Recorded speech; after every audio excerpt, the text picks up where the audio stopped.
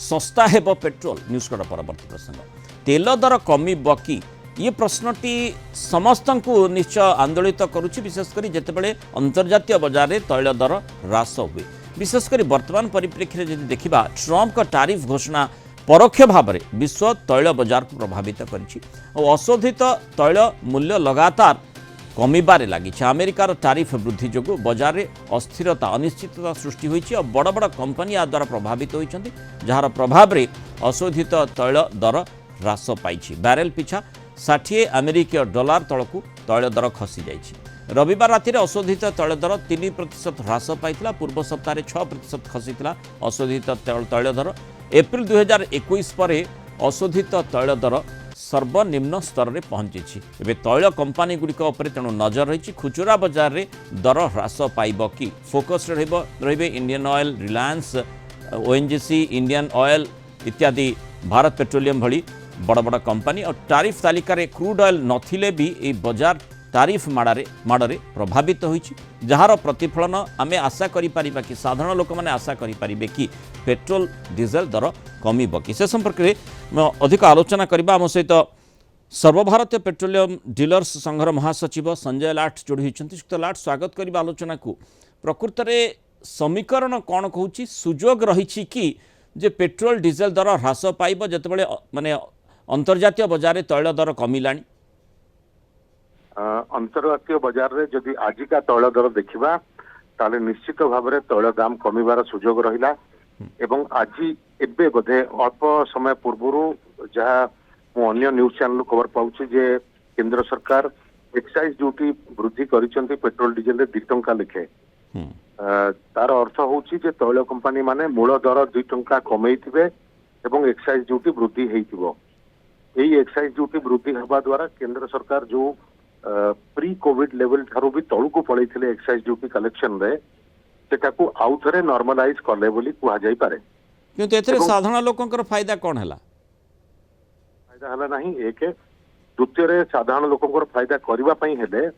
जो अंतरराष्ट्रीय बाजार रे असोजित तैल दर रहिछि ताकू जदि कॉइल कंपनी माने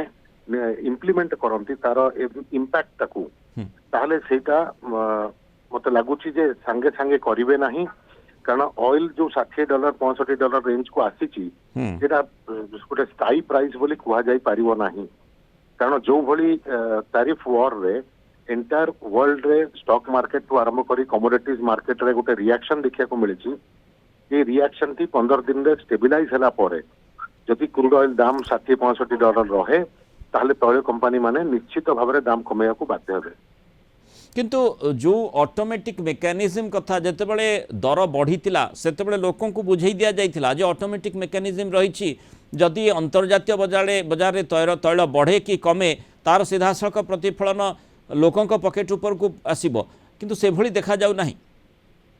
देखो डायनामिक प्राइस मेकानिज्म जोटा दैनंदिन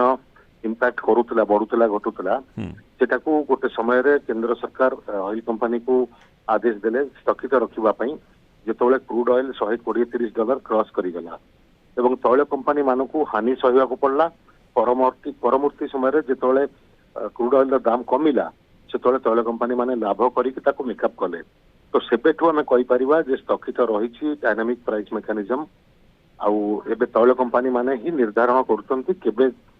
वर्ष को थरे कि 2 वर्ष रे थरे केतोले निहाती कमेवा दरकार कि बढ़ेवा दरकार दीर्घ दिन हेलानी कमी नाही तेणु स्वाभाविक भाव में लोकंकर आशा रोची जे जेतेबेले तैल दर अंतर्जातीय बजार कम रोची सेतेबेले जो माने प्रो पीपल पॉलिसी जहाँ लागू करिबार आवश्यकता कथा बहु बार साधारण लोके दाबी करती आशा भी करती जे निर्वाचित सरकार ठारू से आशा अमूलक वर्तमान समय रे नुहे अमूलक नुहे आ मु भाबुची सरकार निश्चित भी या ऊपर काम करिवे काहेकि ना ऑयल प्राइस हमको ऑयल प्राइस गोटे पार्ट होउची आ ऑयल रो अन स्टॉप सप्लाईज गोटे पार्ट होउची अच्छा सरकार बा तैल कंपनी माने हमको कोनोसी स्कैरसिटी फेस करिया को देई नाहंती जो बाटरे हो तेल आनिकी पहुंचई छंती एबे टाइम आसी गला जे स्कैरसिटी न हो आ ता सहित प्राइस मध्य कम हो काहेकि ना क्रूड ऑयल रो प्राइस जदी कोहळ हेइची ताले कंज्यूमर को से पासन हवा दरकार किंतु एबे एबे जो भली भाव में $60 अमेरिकीय डॉलर जहाँ सूचना रही ताठू कम वर्तमान अशोधित तैल दर रही आम पाखे माने आमे जो वर्तमान 101 टंका धरतु पेट्रोल दर देखुचे 101 रु टिके अधिक रोचे आम भुवनेश्वर जदि मार्केट रे देखुचे सेठी स्कोप केते रोची केते टंका कम होई पारे आम हारारी 78 रु $80 रेंज रे प्राइसिंग करा है जीटा तो $78 तळुको जेते आसीबो सेति की स्कोप दउची हमको कमेबा पाई अच्छा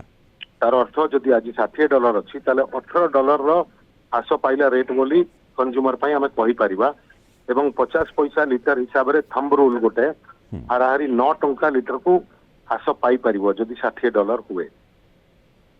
तेणु से सुजोग जदि रही से स्कोप जदि रही ताले सरकार चाहिए चिंता कले निश्चय साधारण लोक या द्वारा उपकृत हेबे एवं जेमती आमे देखुचे वर्तमान अंतर्जातीय बाजार रे गोटे अनिश्चिततामूलक परिस्थिति उत्पन्न होती टारिफ ट्रेड वार को नहीं अंततः से स्थितिर मुकाबिला करबा पई जदि इन्फ्लेशन गोटे गोटे मानक हिसाब रे काम करि पारे से दृष्टि जदि देखा जिवो जहाँकि परवर्ती 3 मास या क्वार्टरली जो कहा जाए तापर से स्पष्ट सूचना आउ टिके आसीबो तेणु आमे जदि से प्रकार मेकानिज्म को एडॉप्ट करिबा अर्थनीतिक विशेषज्ञ माने ताकू आकलन करी लागू करिवे ताहले आमे आशा करिबा साधारण लोक मध्य उपकृत होई पारिबे। बहुत धन्यवाद श्रीयुक्त संजय लाठ आलोचना रे आम सहित मतामत रखिथिबारु।